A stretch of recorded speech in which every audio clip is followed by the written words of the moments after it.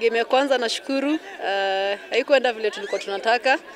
Tulikuwa tunajua tunakuja kuwin, but kwa bahati mbaya tumelose na bao moja, na uchungu sana ni that zilikuwa on goal, but tulikuwa tumejiprepare vizuri, ingawaje tulianza pre-season late, but na believe that leo tumecheza vizuri, and especially second half wasichana wameamka kidogo, and also subs zetu zimework.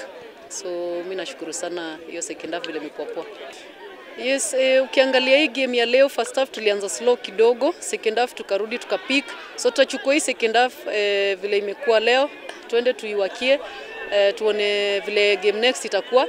And then vile tu nilisema tulianza pre-season late, so bado tunangangana na fitness kidogo, but na believe that by the time tunacheza game ya pili tutakuwa tumefikisha. Okay, game itakuwa poa sana. Kitu ya maana ni ushindi tumepata. Tulitarajia itakuwa ngumu cause nimekuwa na team siku 4 kwa mazoezi.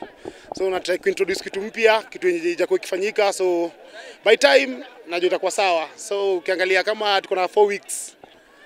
After hiyo 4 weeks tutakuwa next season nyingine tena, tutakuwa chaka na team enough time ya kuweza kudeliver. So utasema tu tuendelea kuplan, tupata chances mingi.